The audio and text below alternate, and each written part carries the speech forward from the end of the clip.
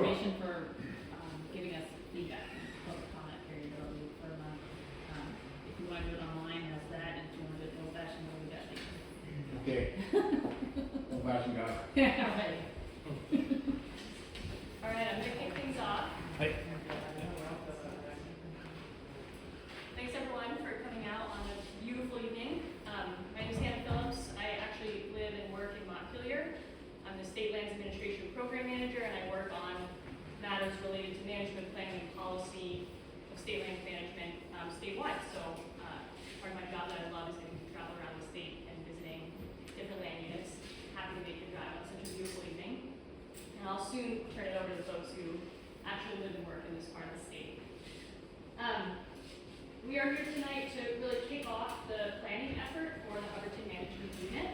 Our goal tonight is really to walk you through what that planning process looks like, and really primary goal is to hear from you about your interest and engagement with this unit. I want to start by acknowledging that the state lands that we're talking about are owned and managed by the Agency of Natural Resources, which is comprised of 3 departments. So the Vermont Department of Environmental Conservation, the Vermont Department of Fish and Wildlife, and the Vermont Department of Forest, Parks, and Recreation are the 3 departments comprising the Agency of Natural Resources.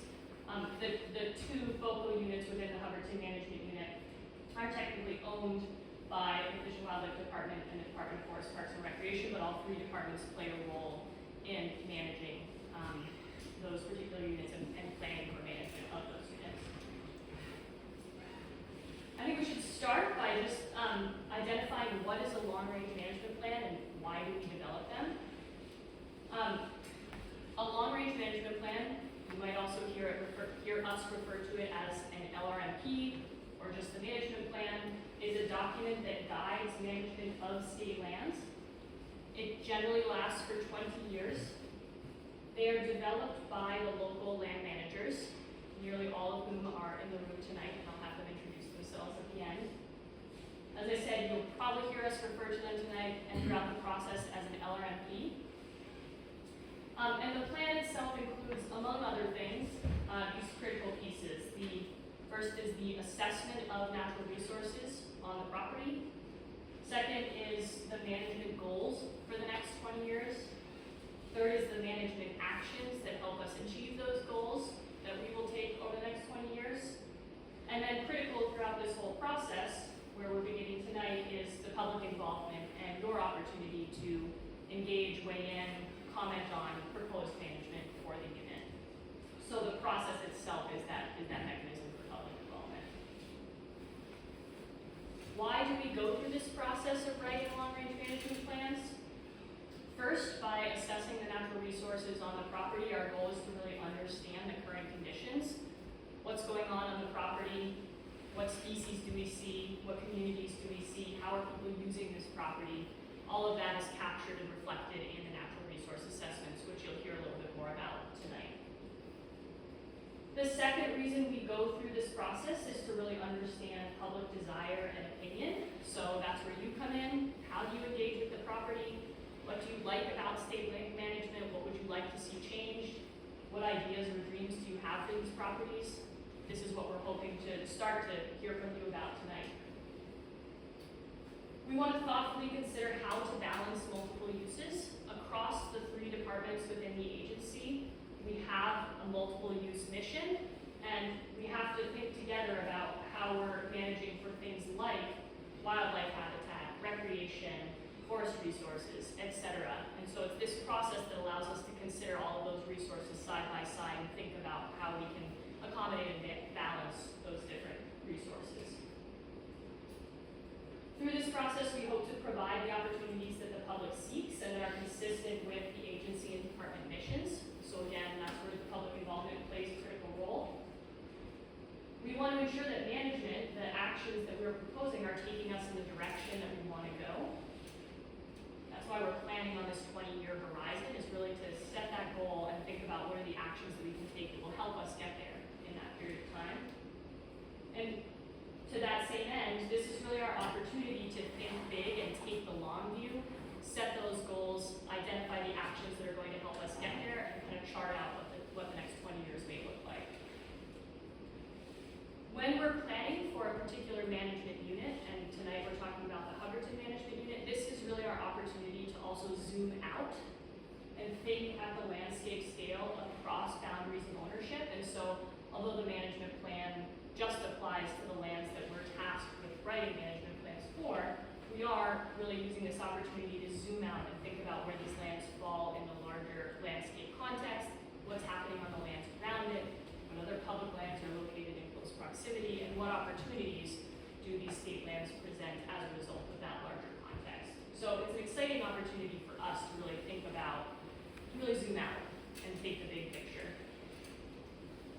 And it allows us to zoom out temporally as well across time and really set those goals and those management actions that can span staff tenure, various state administrations, and by setting that long view, we can really ensure that we have this continuous objective across people and across time as well. So, as mentioned, Hubbardton Management Unit, this really outlines the phases of the process at a very high level. The first phase of the process is conducting those natural resource assessments. You'll hear a little bit more about those tonight. Those have been completed, and we're gonna share a bit about what our staff learned when they were conducting those assessments. We're now in the public scoping phase. I also like to think of this as the assessment of public opinion or public interest, one of those initial assessments that we do early in the process. Once we've completed the natural resource assessments and the public scoping, we use that to develop the draft management plan. It's really the people in this room who will be contributing to that draft plan. That process has not yet started with the exception of the natural resource assessments, which are a big part of the plan. Once we have a draft management plan to share, we share that back out to all of you, and we host another meeting, we present that plan, and there's another comment period, an opportunity for you to ask questions, offer your feedback. We take those comments and the feedback that we've received, and we use that to make a final draft of the plan. So those latter three phases, drafting the plan, accepting public comment on the plan, and then producing a final plan, we haven't started those phases yet.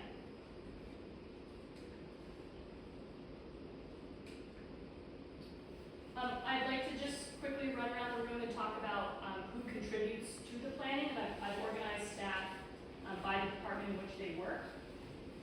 So within the Department of Forest, Parks, and Recreation, I'm pretty soon going to hand it over to Kyle Mason, who's our stewardship forester in this district. He's responsible for leading planning in the Rutland district. Ethan Crumley is our state lands forester. Ethan, you just each of you raise your hand as I call your name. State lands forester Rick Heading is our Parks Regional Manager in the back, alongside Clinton McKinley, who's our Parks Operations Manager. Ryan is not here tonight. He's another one of our state lands foresters. From the Department of Fish and Wildlife, we have Travis Hart, wildlife biologist in the door. Joel Llewellyn can't be here tonight. He's another wildlife specialist who sits on the district stewardship team.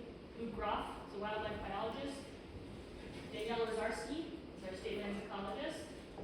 Angie Allen from the Department of Environmental Conservation is a watershed basin planner. She also sits on the district stewardship team. She couldn't be here tonight. And then we also have Jim Duncan, who's our forestry state lands manager, and Leslie Porter, who supports the district in the Rutland office administration. So all of these folks together comprise what we call the district stewardship team. Within each of the 5 state lands districts across the state, we have these teams that meet together on a monthly basis to discuss management planning, actual management, and land acquisitions for the state lands within those districts. So this team that is mostly here tonight is the team that will be producing this management plan and then also carrying out the management actions on the state lands. So just to give you a quick rundown on tonight's meeting, our goals tonight are to describe the planning process. We've mostly accomplished that already. The second primary goal is to give you an opportunity to share your initial thoughts about management of the Hubbardton Management Unit, to give you a chance to interact with members of the district stewardship team, ask any questions you have, share your feedback. We want to make sure that you know how to submit your scoping comments. It doesn't have to happen tonight. This is the beginning of the comment period. It goes until October 9th. I think you all received that handout as you were coming in that shows the many different ways you can submit a comment to us. So We hope that this is the beginning of you learning more about this unit. You can certainly take time, go visit the unit again with this in mind, check out the resources that we've provided. We have a really beautiful story map that Kyle's going to show you. And you can submit your comments on October 8th or October 9th if you want to take that full month to think it over. Or you can leave tonight and give us a comment before you go. And then lastly, we want to make sure you understand what comes next in this planning process. So a quick schedule for tonight, 6 to probably 6:45 informational presentation. I'll hand it over to Kyle in just a moment. And then after we finish the informational presentation, I'll come back up here just to answer any questions you may have about the process. And then the latter part is really, as I said, an opportunity for you to interface with the staff who are here. So we do that in the open house style. We'll have different stations, but really we're all just here to answer your questions, intermingle, and make sure that you leave here knowing what comes next. So I think with that, I'm going to turn it over to Kyle. So, as long as we don't crash the Wi-Fi here, I do have a QR code if anyone wants to follow along. I'm going to be using our story map instead of a slideshow because I wanted to show you guys how to walk through it in case it's a tool that you find handy. It is also a way that you can submit your public comments through that as well. The Wi-Fi and password is there. As long as this continues to work, we'll try this model. So I'm just going to switch over really quick to the story map. Just give me 1 second to do that.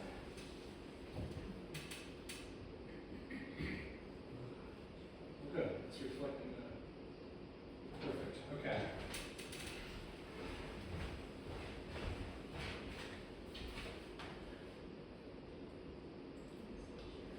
Nope, that's not what I want. Where was that? Daniel just taught me a fancy button here. Well, we'll just stick with this. So, what's that? Oh, it might be because of that. So this is available on that QR code that I sent to everyone. I also have a business card in the back. If you would prefer a link sent to you, I'd be more than happy to email you that. Just ask for it. And it'll take you right to this.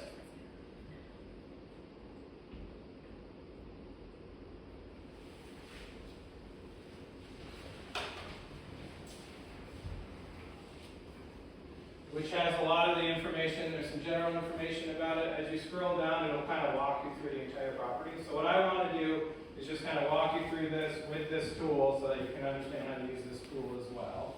So really quick off the bat, up here are all like the main categories. So if you have a topic you want to navigate to really quick, you can use that. I will say too that as you're looking at on your phones, it doesn't look quite as nice on phones as it does on a computer screen, just because of the way the maps interact. And all these maps are interactive. So whenever you see a map like this, you can move it around, you can zoom it in, whatever makes it easier for you to see. So as you all know, as most of you here know, this is showing where the two blocks are, and the Hubbardton Management Unit is consistent of two parcels.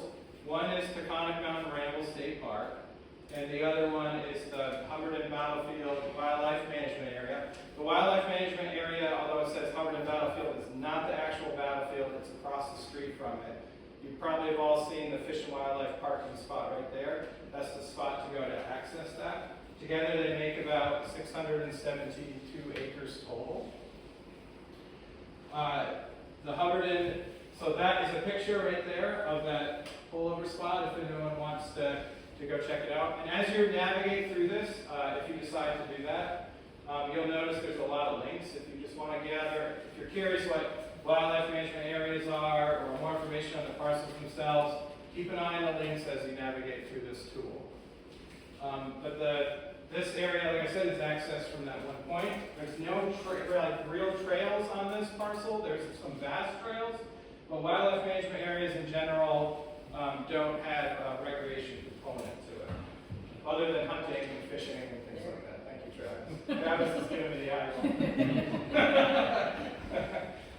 TMR State Park, on the other hand, primary objective is recreation along with other things, but you access it off of the dirt road This is what the access point looks like right here. There's a little sign that points you right in the right direction. And then you drive down this long road and you get to the parking lot and you're immediately greeted with this fantastic view for those of you that have been there. So this section is all about how the property is connected to the rest of really how this little property affects the landscape around. So it's really easy for us as humans to kind of view parcels from our perspective, from that little, from what we can see. But the way that they affect the world and access around us is really important. And so I just want to highlight that really quick. Vermont in particular is really fantastic as far as connecting the whole northeast of the United States. For those of you that remember me, I brought this up a lot when we were talking about trying to get a property for the town. Same thing, we live in this amazing spot in the state where our connectivity connects the Adirondacks to really the forests of Maine, the forests down south, up into Canada. And if we lose that, we lose the ability for large mammals like bear and other species that really like to travel far and spread their genetics. As climate changes, the ability for plants to move up and down the landscape is really important as well. So as an agency, we look really hard at how to make sure that this connectivity stays intact. It's really important. On the landscape, there's places out there called deer wintering yards. Deer wintering yards are really important for our deer herd in the winter. It's where they yard up when the snow gets really deep. There are no deer wintering yards on this property, but when you start to look at it at a landscape level, you start to realize that this property helps connect the different yards in the area that are available. So all the stuff you're seeing in the black with the hash marks, those are all the known deer wintering yards in this area. This property is also continentally important this whole area is continentally important for forest birds that breed up here. So they tend to, they overwinter down south and they tend to migrate up here. And just to give you an idea, the blue on this map is continentally important, the red is globally important, and the green is state. So we live in a continentally important spot for forest bird habitat. There's a lot more information on this as well if this is a topic you're really interested in. I have some links to, or we've put some links to some Vermont Audubon sites that go into this a little more detail. So Vermont is broken up into what we call bioregions. Bioregions kind of share similar soils and bedrock, and they really kind of started the foundation of our range. We're in a really awesome spot called the Taconic Mountain Range. We have really beautiful, really calcareous soils that are really, in my opinion, it's some of the best soils in the state. I really like this area. And if any of you have been to TMR State Park, you'll have seen the Japanese garden there. It's not a Zen garden. Most locals call it a Zen garden. That's not the right term. It's a Japanese garden. One of the things that Japanese gardens strive to do is to reflect the landscape on which they are in. And so this Japanese garden that you'll find down there is Kit Davison, who built it. He intended it to kind of reflect the Taconic Mountain landscape. I do want to pull this one up. So there's all these interactive links on this. So that's, we would encourage you to play around. These are all the streams, and you'll notice that the streams that are on these parcels connect into the Castleton River, then they flow into the Polkney River, and then they flow into the southern basin of Lake Champlain. So although it's really, I just want to reiterate how important it is that how connected our landscape is. And what we do on parcels like this affects things like Lake Champlain. I don't want to dive too much into this. I have some information here on the historical value of this parcel, but I do want to point out two things. Although the main battle took place on the battlefield, both parcels were involved in the battle, especially the Pittsburgh Ridge, which was when the American soldiers were retreating, they were retreating over the Pittsburgh Ridge, and there was a lot of engagements that happened there as they were going.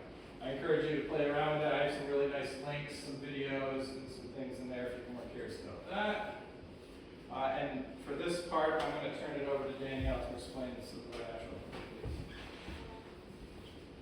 Hey everybody, my name is Danielle Zarski. I'm a state land psychologist, so I cover statewide and work with all the district stewardship teams, and I do the natural community assessments for the teams. Hubbardton is it's a special place. This unit is a special place for me. Like Kyle said, I grew up in the Taconic Mountains, so I particularly like this. I live in Barry now, which is mostly kind of Green Mountain area and the Piedmont, but I love these areas because they're so rich in diversity of tree species, bird species, plant species. Before I dive in, how many folks here have gone and visited kind of the Mount Zion, the Taconic Rambles State Park area? Okay, so most everyone. How many folks have gone to the wildlife management area and walked around there? Ooh, all right. I recommend going to both. And like Kyle said, there's no trails, so you make sure you know kind of where you're going, but it's really nice to be able to check out the management area as well. So you know this is a dramatic landscape here, but maybe you don't know how special it is ecologically, and so that's something that I'm hoping I can share with you for natural communities. So when we talk about ecological assessments, what we mean is looking at a systematic look at the land. So we're looking at the geology, the soils, the streams, the wetlands, the plants, and the wildlife, kind of all as a whole functioning system. And so I use a mix of field surveys, aerial imagery, mapping tools, and I'm looking for patterns and relationships on the landscape. One of the key things that our ecologists focus on is what's called the natural community. So for those who aren't familiar with that, it simply means an area where the plants, animals, soils, and physical setting all fit together in a repeating pattern, where we see similarities on the landscape. So an example could be like an oak hickory ridge, hemlock ravine, floodplain forest. These are all very different, and you know that when you're out there and that they're different. And these are building blocks of Vermont's biodiversity, largely. So as Kyle said, Hubbardton Management Unit covers about 680 acres in the Taconics. But what's really cool about this site is that we have two geologic formations that meet. We have acidic rock on the summits and this calcium-rich limestone on the lower slopes, and that really gives us this incredible mix of habitats. And we mapped about 17 different natural community types here, which is a lot of community types for such a small land space. You know, there are areas where we have, hundreds, 680 acres of just northern hardwood forest. And here in 680 acres, we have 17 different communities. I've had the privilege of spending a lot of time here in 2012 for my graduate work at UVM, and so my job was to work on actually creating an inventory when Kit and Mickey owned the property for them, and we didn't know it was going to become a state park at that point. So it was really kind of cool and exciting that that's what happened. So some of my favorite days were in the oak forest on those rocky summits. For those of you who've been out on the outcrops, it's just so beautiful, really, really special. And these sweeping views. And I think that's a good point about how these aren't just natural communities, they're not just categories, but they're places that really are there to inspire us. One of the things I want to show you is that you can interact with this map, and like Kyle said, you can click on the different colors. It'll tell you which natural community that is. You can visit our website, the Fish and Wildlife's website, and you can actually look up more information about those natural communities and all the things that make them what they are. Let's see if we can scroll down. There we go. So there's that view, one of the eastern views, looking over at the other side of the property. So those acidic rocks looking over at that calcium-rich limestone on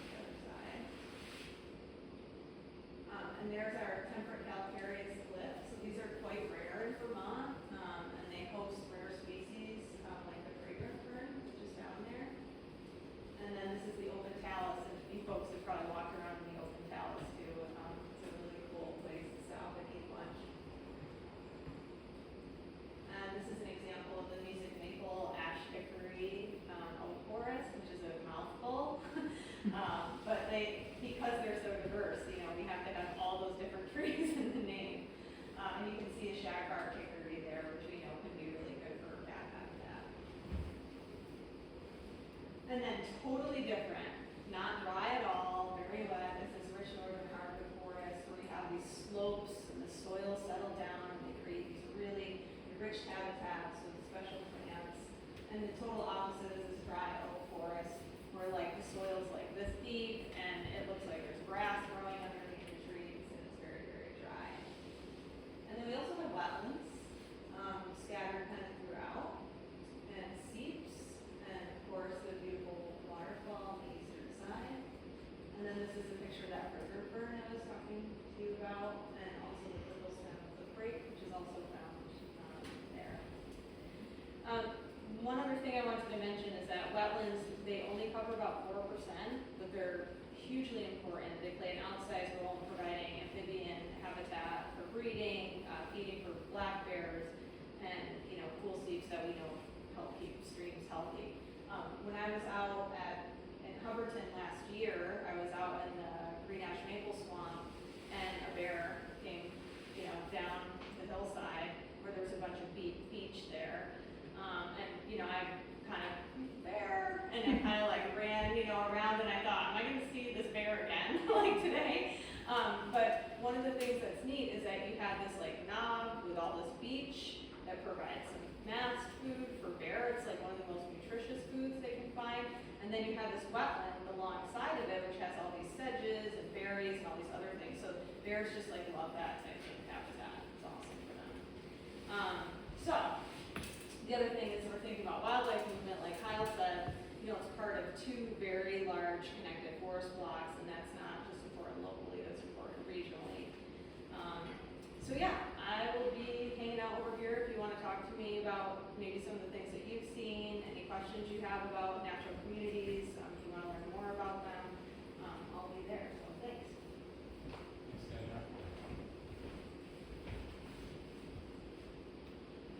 So, Danielle pretty much covered what I was going to say in the wildlife section too, so I'm going to, I'll leave it there. I guess the only thing that's worth noting is we currently have a lease with a farmer there who hays in a way that creates bobolinks habitat. And if you ever have a chance to go out there in July and take a walk around, it's really cool, especially the fields across the road on the east side.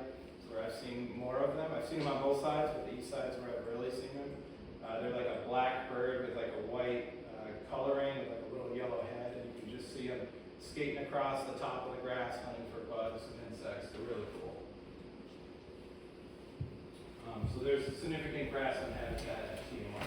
So that's the only thing I think you didn't cover in the wildlife section that I was hoping to cover. So thank you.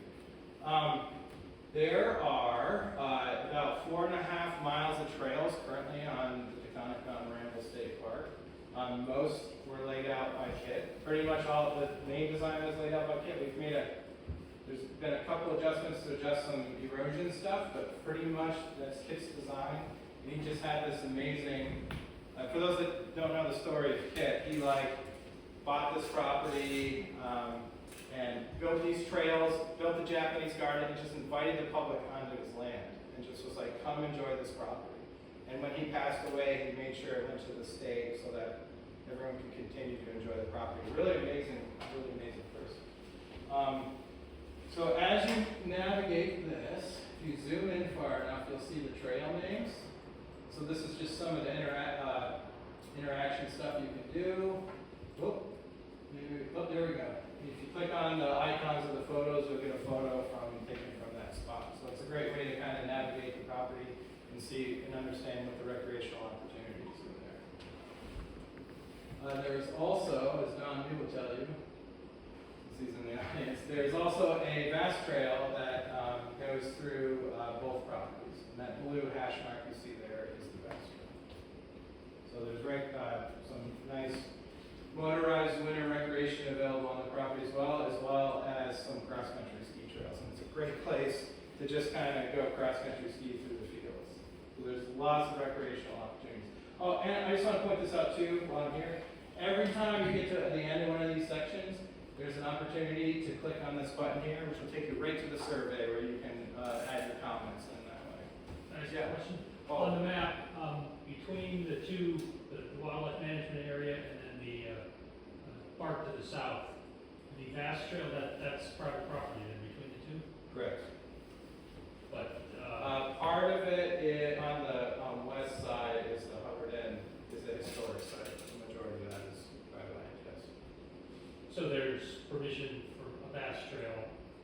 I don't, that's vast, yeah, we don't have any, so that's, we allow vast to maintain trails on our properties, but that's their thing. The last thing, is the forest resources on the parcel, well, not the last, the next thing is the forest resources on the parcel. Ethan did the inventory at TMR, and this is designed to be pretty interactive as well. You can see the property's been broken out into what are called stands. Stands are areas that share similar characteristics. So they might be, although there's 17 natural communities, some of the natural communities are kind of lumped into the same stand. You'll see it's just a way to divide the property and an easy way to kind of think about it. And as you play with this tool, you'll see that there is stand data on all these buttons on the right. And if you click on one of the buttons, it'll take you right to the data that Ethan collected for that stand. So just so everyone knows what we're looking at, we'll have the chance to explain it to you.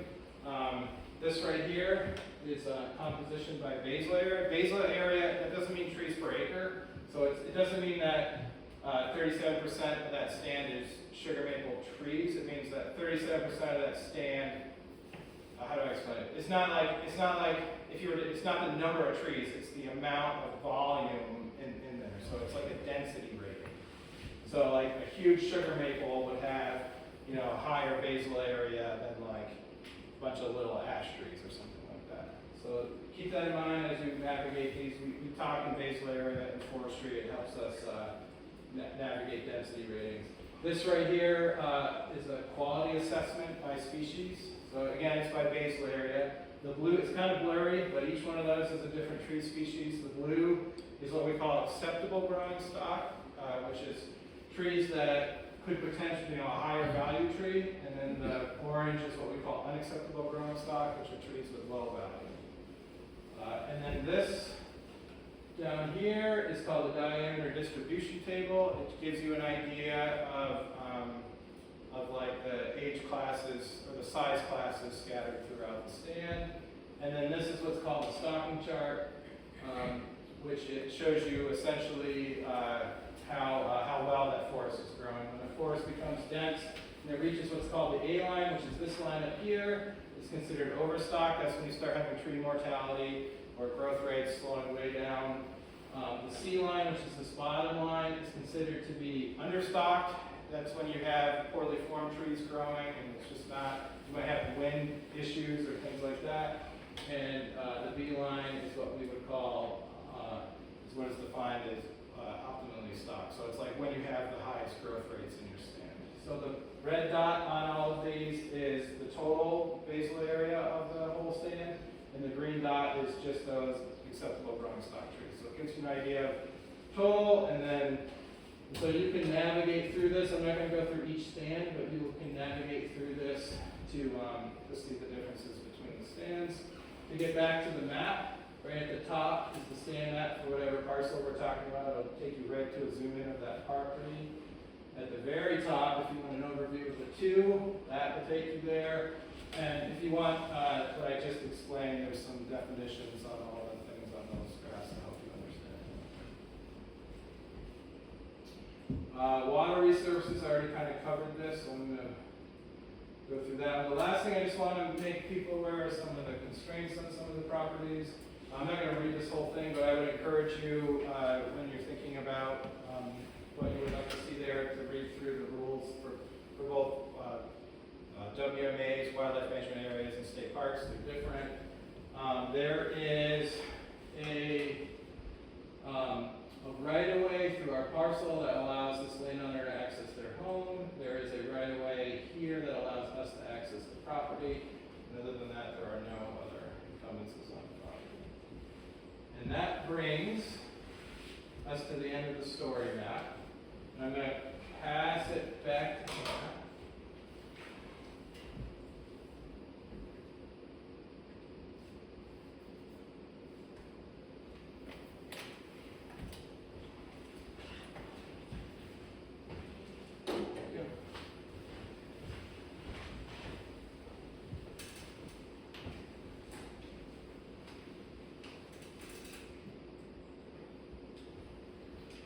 Okay, so we're just gonna wrap up the presentation portion and then go into the part where we get to have lots of conversations. So, before we wrap up, I wanna make sure that everyone understands the different ways that you can submit a comment. As I mentioned, tonight marks the beginning of the comment period. It will go until October 9th, so you have a whole month to, as I mentioned before, peruse the story map, visit the properties, talk with us before you submit a comment. You're also welcome to submit your comment tonight if you'd like. So you have lots of options. Different ways to submit a comment. You can do that tonight before you leave. We can either transcribe it for you onto our laptop. You can handwrite a comment if you prefer. We also have that online survey that is linked abundantly throughout the story map. You can't miss it. We put many, many links through there. We would love it if you would take the survey because it's more than just an open-ended, what do you think? It's also an opportunity. We have asked some specific questions about how frequently you engage with the property, in what ways you engage with the property, and so it gives us a better sense of how people are using these properties. So we do hope you'll take the survey. You can also submit an open-ended comment to our general state lands planning email address. That's on your handout as well. Or if you want to write something and put it in the mail, you can send it right to Kyle, and it should be received by October 9th. The link at the bottom here is to the general page for the Hubbardton Management Unit, which is where we'll provide updates about the management planning process. And also on that website, you'll find all of this same information, the link to the story map, the link to the survey, etc. So we hope we've given you all the different links in many different ways. We're going to wrap up the presentation. Before we do, I want to make sure everyone understands what comes next and the planning process broadly. At that point, we'll wrap up, and then we'll have our staff around the room. We hope that you'll stick around, talk with us, ask questions, and we will be here until 8 tonight. So that's the plan. But does anyone have any questions about what comes next with the planning process or how you get to participate in this process? Okay. Can I make one plug really quick, Hannah? Yeah. Travis and I are doing a walk on the property on the 21st from 10 to 12, if anyone would like to join us. And I would also encourage folks to reach out to your friends and other residents to encourage them to, we want as much input as possible. At TMR. The walk is at Yeah, we'll be meeting at TMR right in the parking lot at 10 o'clock. Thank you, Travis. Yes. I have a question not about the planning process, but is it true that there's an encumbrance, the field management is under farmer's lease, like there's not flexibility there, or is that not true? That Conic gravel. I'll put on the hand, maybe. I don't know the answer off the top of my head, but I can look into it, and I can take down your information. Okay. Yeah. We have a couple different stations around the room, so I'm just gonna point those out, but we will all be here. So, we have forest resources over here, we're gonna have our wildlife folks right here. Danielle will be here to talk natural communities and ecology. I believe we have recreation in the back corner.